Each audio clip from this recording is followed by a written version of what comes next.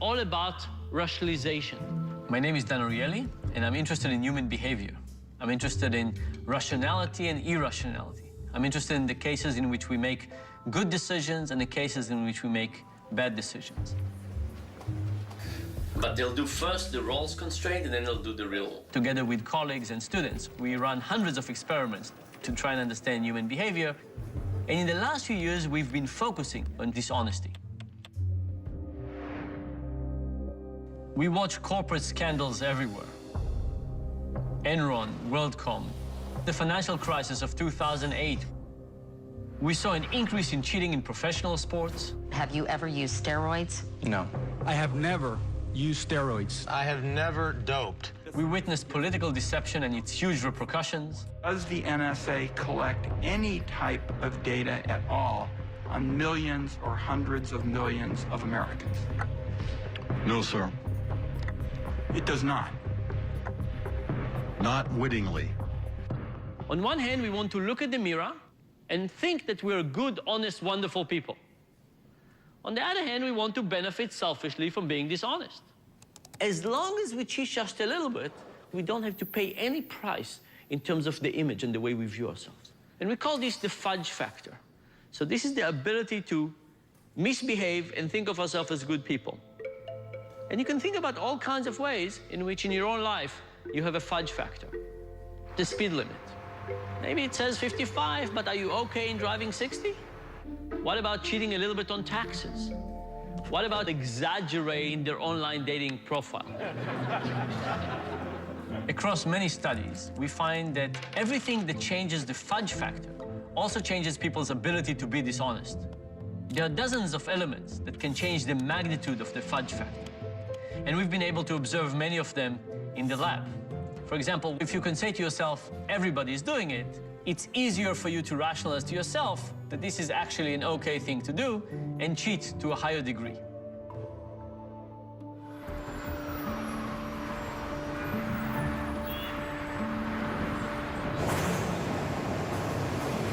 My name is Garrett Bauer. I'm 44 years old, and I used to be a professional stock trader. I love trading. It was more fun than almost anything. Doing a really smart trade was more important to me than even making money. When I first moved to New York, I met my first friend, and his name was Ken. I knew he knew a lawyer. Matthew Kluger. I worked at a very prestigious firm that represented some of the biggest names in corporate America. I had known Ken Robinson for a couple of years.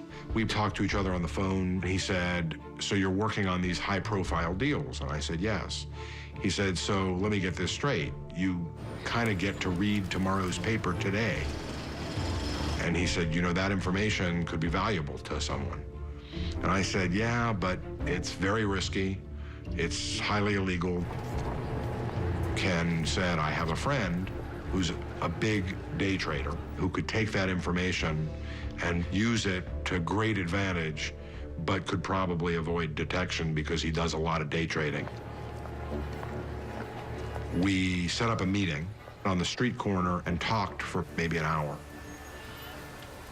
By just entering into a discussion of the possibility of doing this, I was crossing the line, but it didn't feel like that at that point. Bauer put me at ease that what we were doing, though wrong, was A, common, and B, not really hurting anybody. Insider trading information is passed around. If it's not daily, it's weekly. There are a lot of people out there who are becoming privy to inside information and using it to trade. Everyone's trading on this stuff. There wasn't one person in my office that wasn't. I passed information, and the scheme gelled. Matt would call Ken with information somewhat like, we think IBM is buying Sun Microsystems. Then they would tell me how many shares. We'd subtract the tax rate, I'd pay the taxes, and then they would get the cash. I did not expect it to take on a life of its own. And then it took on a life of its own.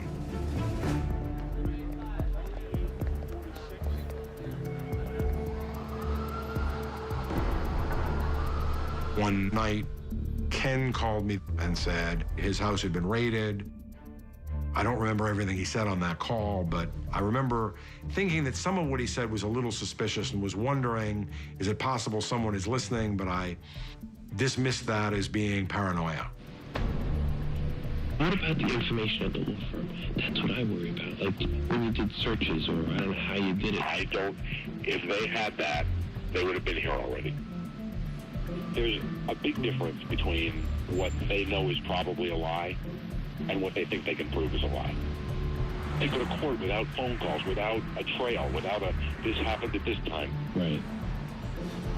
They just don't have any of that. Right. And I was arrested the next morning. I sit up out of bed and I hear someone say, Garrett Bauer, where are you? Clearly, I'm thinking it's pretty serious when you have that many FBI agents in your apartment. Federal prosecutors have charged 2 men with an insider trading scheme that went on for 17 years. Our investigation has documented more than $109 million in illegal trades. Bauer and Kluger pleaded guilty to securities fraud, conspiracy to commit money laundering, and obstructing justice.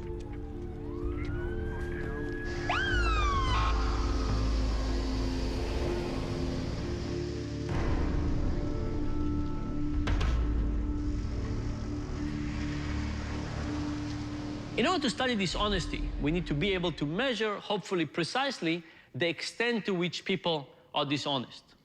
So we have all kinds of methods. I'll describe one of them.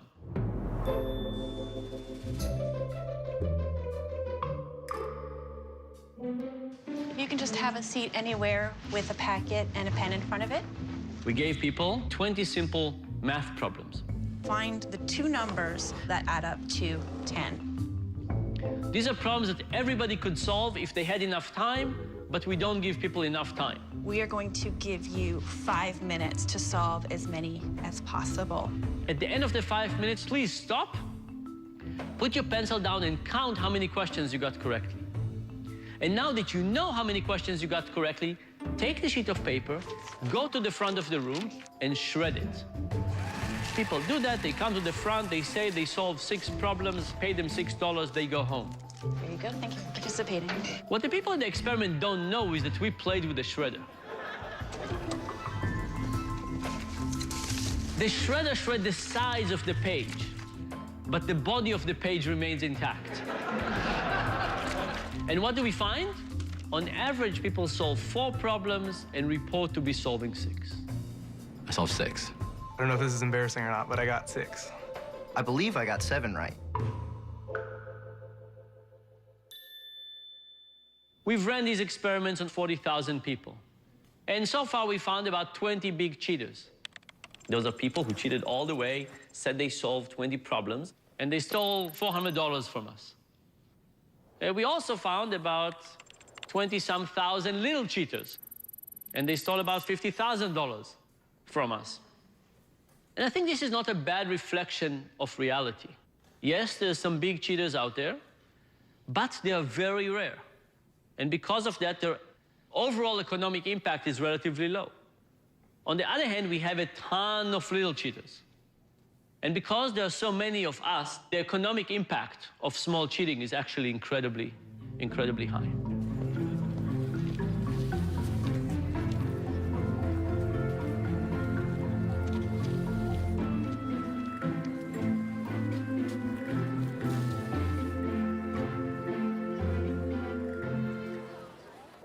I think having a first affair definitely makes a second affair easier because you've already been there and done that. You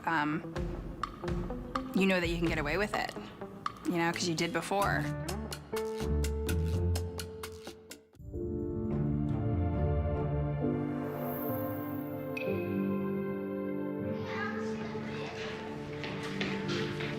I think a really important skill is to be good at lying. So, like, if you do it in, like, a really good way, then you don't have to worry about them catching you. So that's why I think it's good to be good at lying. Sometimes you also have to lie in a way because you're making somebody happy. Like, if you're throwing a surprise birthday party, then that means they're obviously trying to help and get ready or do something. And so you're lying to your friend to help them have a good birthday. All creatures big or small, have deception as part of their armamentary. Oftentimes it's just survival. You know, a plant or a bird might change color and camouflage itself, which is a form of deception. The bigger the brain, the larger the capacity to lie.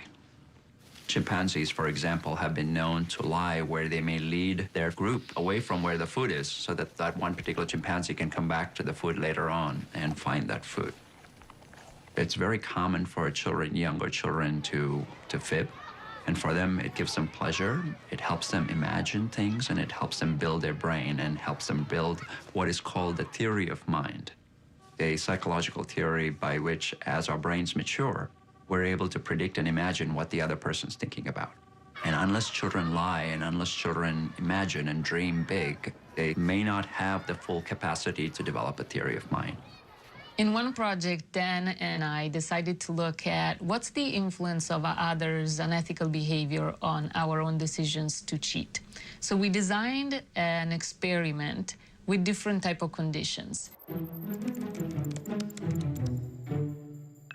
So imagine the same experiment I described to you before, but with one main difference. We hired an acting student, and 30 seconds into the experiment, he raised his hand. Yeah, I got all of them. What do I do? And they say, I solved everything, what do I do next? Sure, come up here. I'm Dad. Now, this is 30 seconds into the experiment. You are still on question number 1. There is no question in your mind that that person is cheating, and the experimenter said, you finished everything, you're free to go. There you go. Thanks very much. And you see that person taking all the amount of money and going home. What would happen to your own morality? Well, lots more people cheat. But there could be two explanations here. One explanation is we just proved to people that in this experiment there's no downside for cheating. The second possibility is that it's not about the fact that they wouldn't catch you, it's about the fact that it's actually socially okay. Thank you for participating. And so we decided to study this by looking at whether the person cheating is somebody like us, somebody we feel similar to, or somebody who's very different from us. We ran this experiment at Carnegie Mellon. Everybody was a Carnegie Mellon student. The acting student was a Carnegie Mellon student. We dressed the acting student in a University of Pittsburgh sweatshirt. Now, what happens if you're a University of Carnegie Mellon student and a Pittsburgh student cheats? You still know that you can get away with it. Here's the proof that somebody goes home with all the money, but you don't think that people like you are doing it. And what happens now? Cheating goes down. So it's not about the probability of being caught. It's about the question of what is socially acceptable in our circle.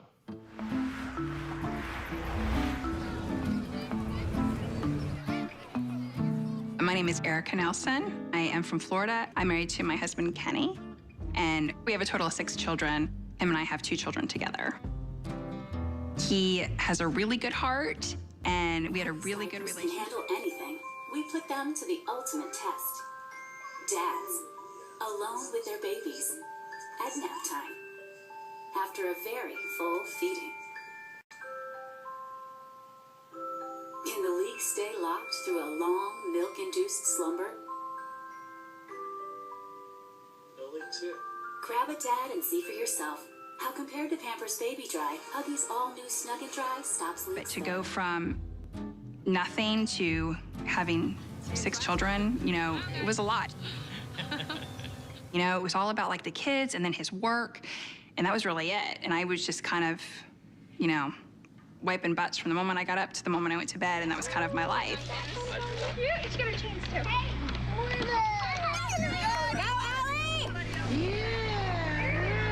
Good day, I had a bra on. That was my dress-up day. I kind of just got lost in that. And we weren't having sex. We weren't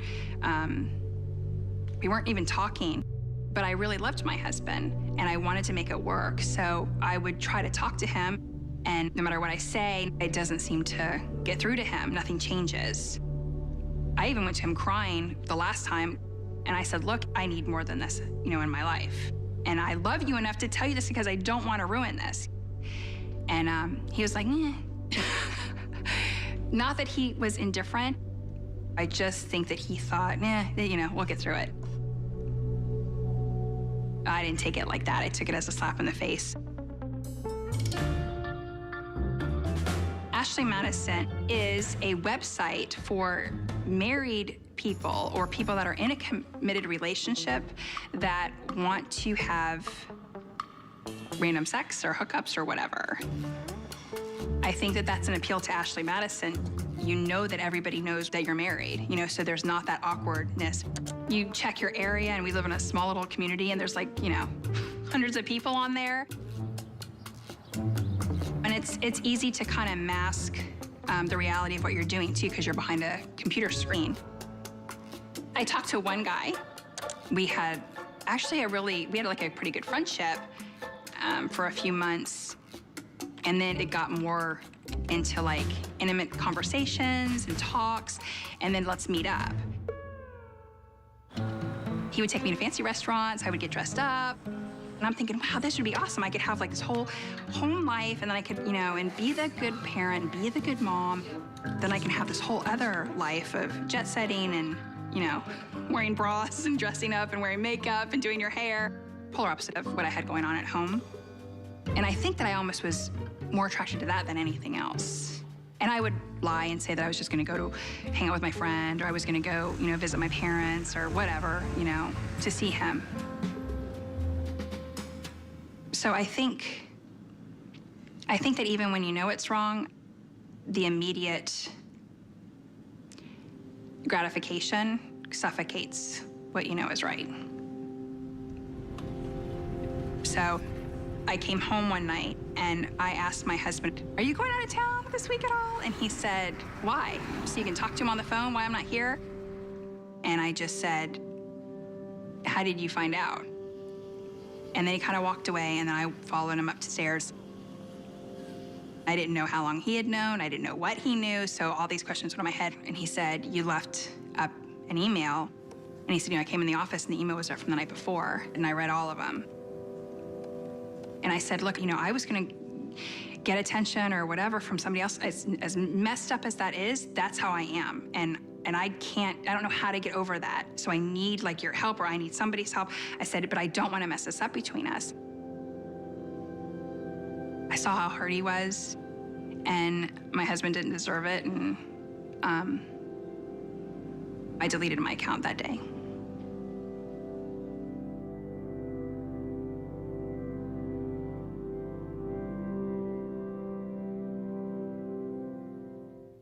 A friend of mine was looking at the lines in the NBA games, and he just asked me to help him pick some winners. And being an NBA referee, I knew certain teams were going to be at an advantage or a disadvantage. And I picked some games for him, and it was just a situation where I crossed a line that I shouldn't have been near.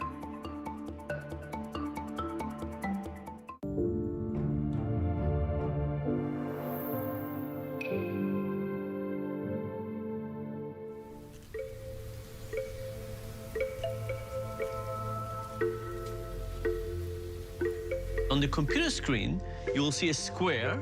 It will be divided into two. There'll be a right half and a left half. We're going to flash some dots in this square just for half a second. Your task, if you were a participant in the experiment, is just to tell me which side of the line has more dots. And it's usually pretty obvious which side. There's a lot here and not very many here. Now, there's one more thing. We're not going to pay you the same amount for the right and for the left. But regardless of the amount, your task is to basically be as accurate and truthful as possible. Ready? Go. The dot task is a basic experiment in conflicts of interest. Very, very few people start by lying egregiously. But if the dots are kind of similar, just slightly more to the left, they would say right. Almost any moral conflict you can think of as there's a line and you have to decide whether you're going to cross it or not. You kind of want to go to the other side, and you kind of know what the right side is. Maybe I'll go to the other side sometimes.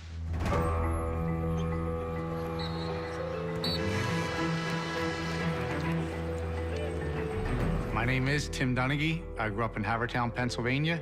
My father was a college basketball official, and because of that and because of my love of sports, I followed in his footsteps and pursued a career as an NBA basketball referee. Not as good a defense as you can get. This game imperative. He's working. I started the referee, based on the rules and how they're written in the rule book. Tim Donaghy, the rookie official, is calling it very tight here in the early going. A lot of offensive fouls and picks, so they're calling it by the rule book. Unfortunately, I saw some people that were moving up a little bit quicker than me. I learned from the veterans that there's a certain craft and a certain way that you have to do things in order to advance.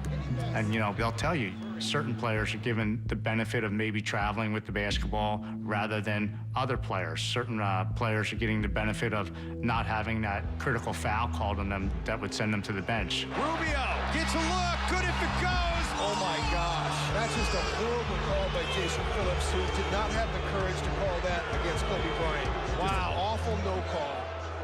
It's probably about 50-50 when you look at calls that are enforced by the rule book and then calls that are made or not made based on star treatment, pressure from coaches at certain times. What changed those last few minutes for you guys? You guys with the whistles.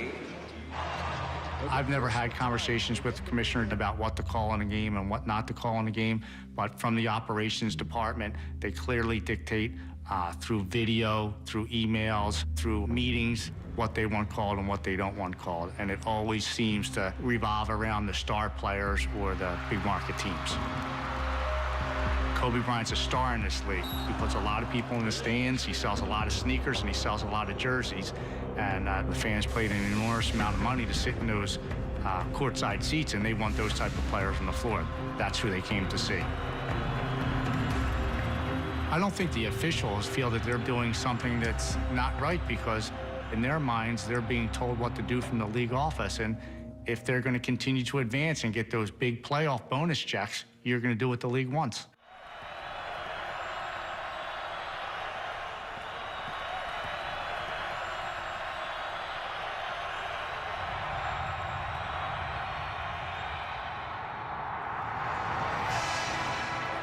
Being an NBA referee and being involved in the planning of how the game was going to be called that night, I knew certain teams were going to be at an advantage or a disadvantage.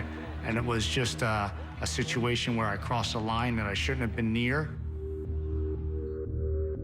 Never forget when the first situation arose, a friend of mine was looking at the lines in the NBA games, and he just asked me to help him pick some winners. And I remember I was looking at the master schedule of referees that night, and I knew who was refereeing certain games, and I picked some games for him.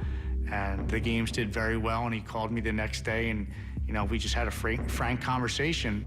I knew a certain line was way off, or I knew a certain referee was going to give special treatment to a certain owner, team, or individual player. So I passed that information along to my buddy, and he was kind of shocked that I could predict the outcome of a game.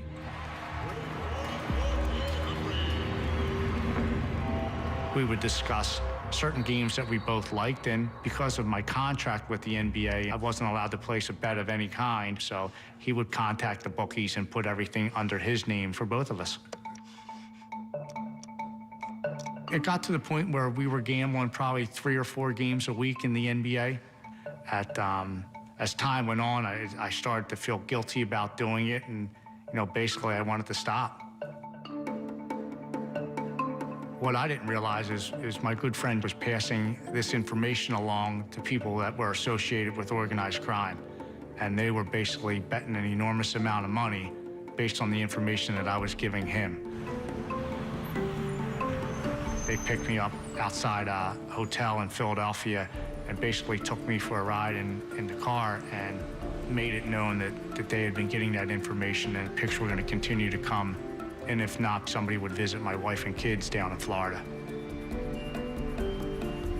So my quick thoughts were to play ball with them a little bit, and hopefully at the end of this coming season, they would release me from the grips and make enough money to where, we could all just wash our hands of this and be done with it and never do it again, and I could continue to keep my job and just move in a different direction.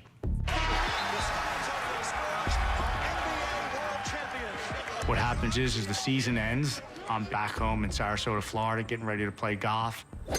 And I get a call from a friend of mine who tells me that the FBI has been knocking on a lot of people's doors and that the whole scheme was discovered over a Gambino wiretap and that they were asking a lot of questions. Today, former NBA referee Tim Donaghy is expected to plead guilty in federal court in connection with allegations that he bet on games in which he officiated.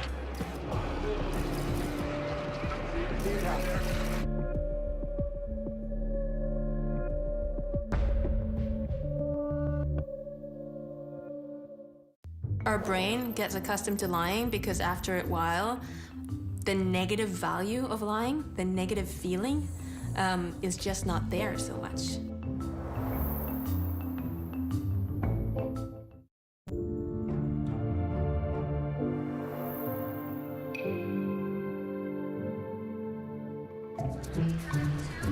I was sitting in the lounge charging my phone, and all of a sudden you hear the announcement, your flight's about to take off. So I run out, and I get to my flight, and I sit in my seat, and then I realize as the door is closing, my phone is in the charger in the lounge. I run up to the girls in the front, the stewards, which you must sit down, miss, we're just taking off.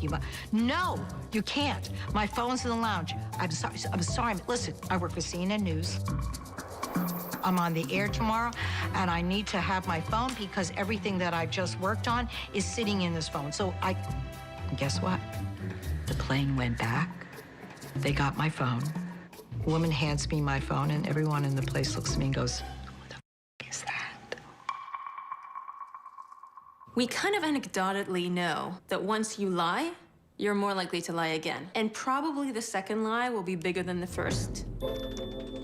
What we find in the brain is that at the beginning, if you lie a little bit, there's a huge response in regions involved in emotion, such as the amygdala and the insula. The 10th time you lie, even if you lie the same amount, the response is not that high.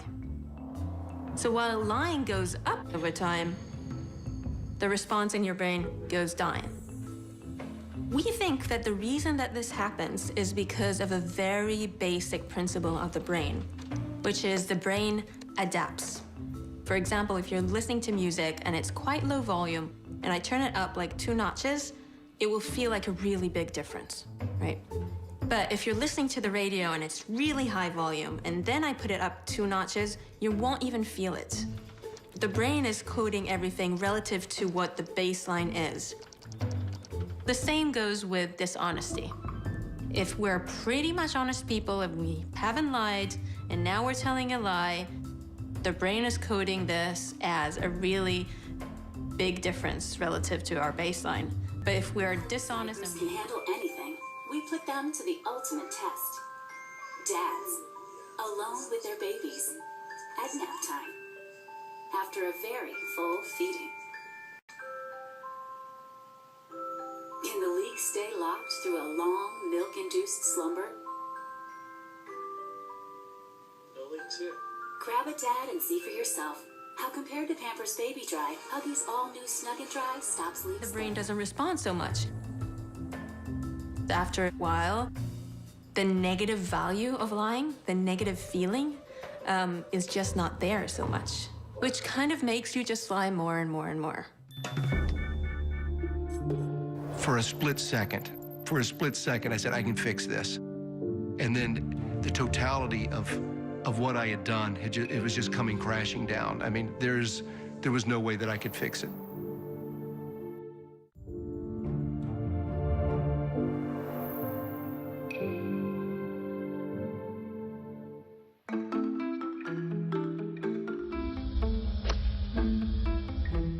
We did a study with 12,000 golf players. We said, imagine the ball fell on the rough, not a good place, and you really, really wanted it to be 4 inches to the left.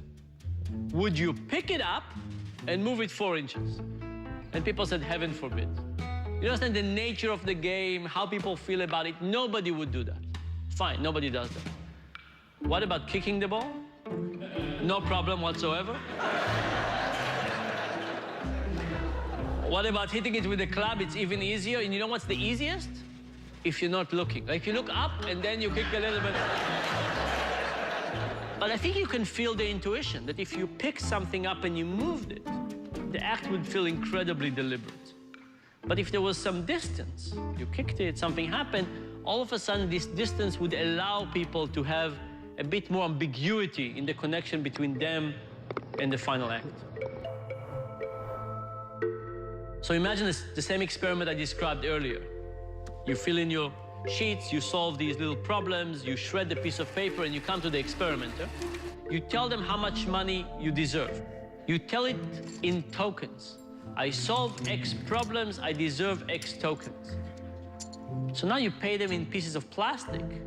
They take this piece of plastic, walk 12 feet to the side, and change it for dollars.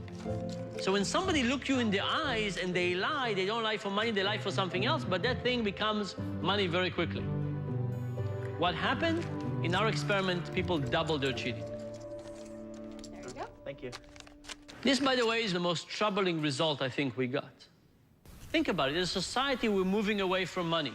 Credit cards, stock options, derivatives, dealing with people over great distances. Could it be that as these distances in all of their versions are increasing, people find it easier to misbehave and still think of themselves or of ourselves as good people? And I think the answer is absolutely, absolutely yes.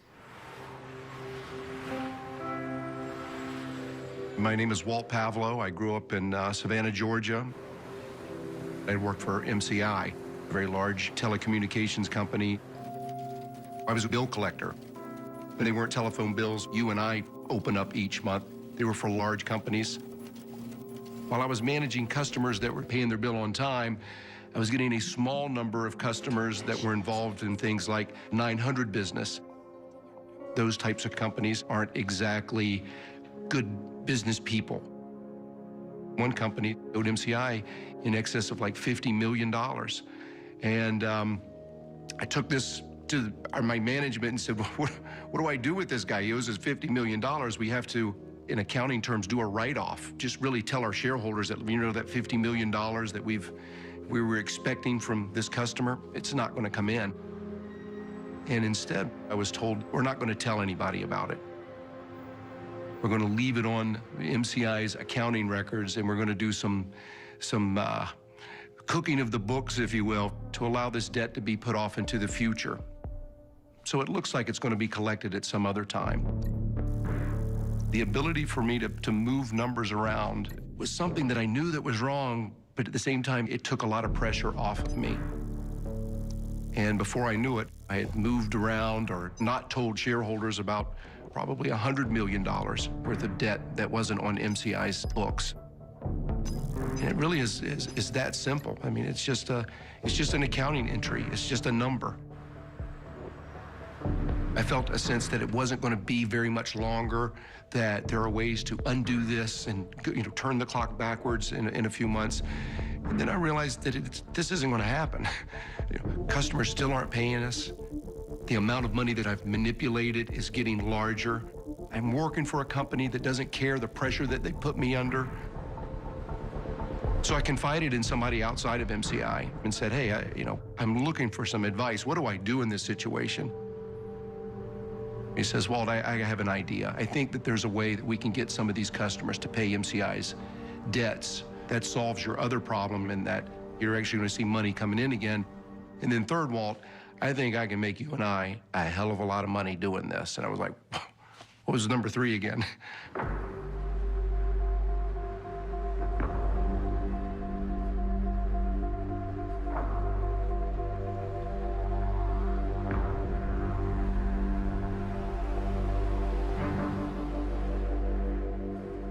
I felt a sense of empowerment, you know, really cockiness. You know, if there's money involved, I'm doing this. Yeah, this is the way this is supposed to work. Hi, Walt. Hi. Isn't this pretty cool? Real cool. I can tell you, that feeling didn't last very long. I went down to the Cayman Islands. I went on a private jet, and a guy hands me a lot of money, and I'm like, oh my God, what is this? What have I done? How far have I taken this thing? No more. I don't want to do this anymore. 6 months after that, I received a call from my boss. Somebody from accounting has called me and told me something's wrong with one of the accounting entries and they need an explanation for it. For a split second, I said, I can fix this. And then the totality of what I had done, it was just coming crashing down. I mean, there was no way that I could fix it. I've been caught.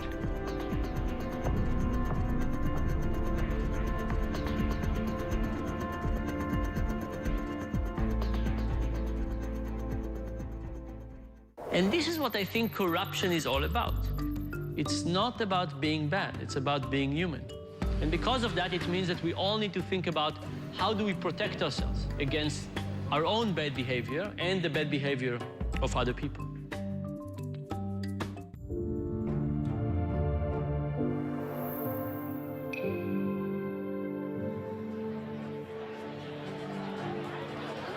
We went to a bar in Washington, D.C., where congressional staffers hang out in. And we went to a bar in New York City where bankers hang out. So who cheats more, the bankers or the politicians? Who votes for bankers?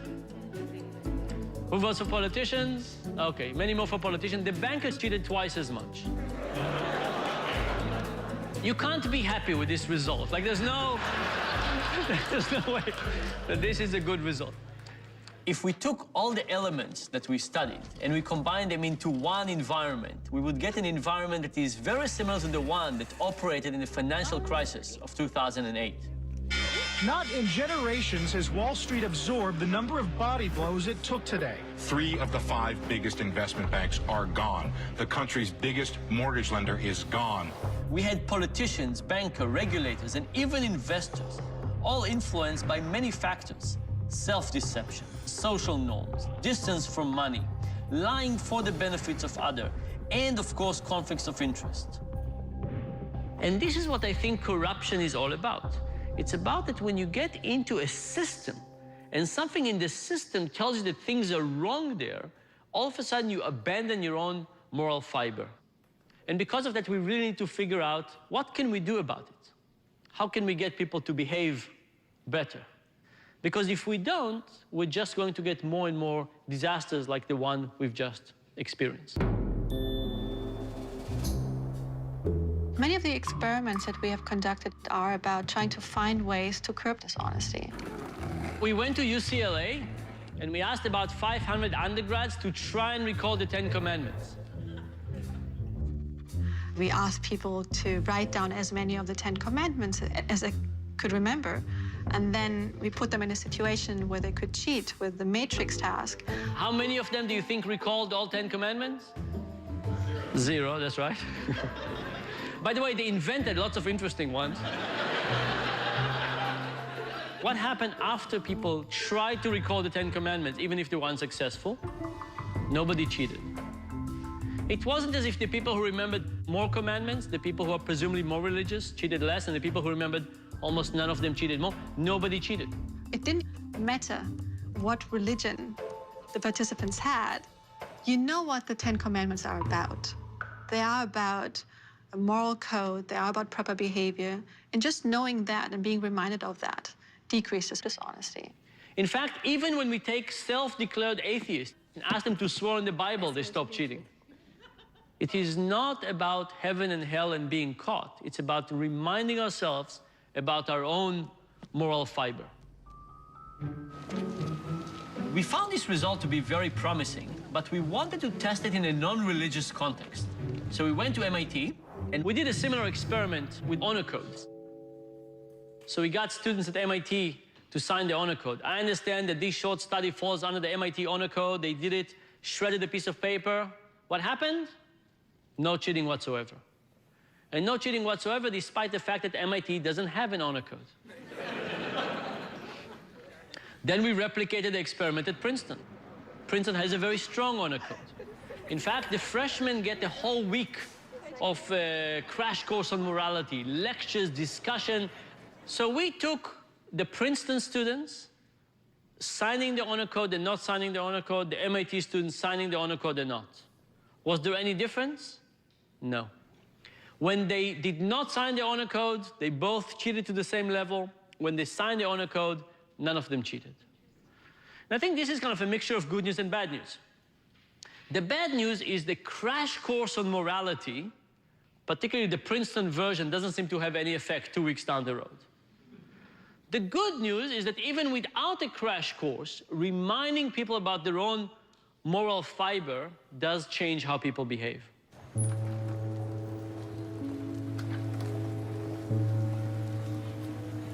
It took me a long time to come to grips with the fact that I was going to go to prison. And it wasn't because I didn't know that I was guilty. I mean, I knew that for sure that I was. I knew that what I had done is wrong, and I wanted to make it right. But what I couldn't come to face with was the consequences. I had to fall on the sword and let everybody know that I basically screwed up, and I made some terrible, terrible choices. I regret it all. I mean, because I would like to be honest with my girls and tell them, you know, that I went the higher route and that I didn't cheat and that, you know, one wrong doesn't make a right and preach all that to them. But I can't. I mean, if my girls ask me about my infidelity, I'm going to be honest with them because it's who I am and I need to own it. Well, when I do get out of jail, my brother said he will help me, but I just don't know what I'm going to do at all. I figured I have a lot of time to think about that.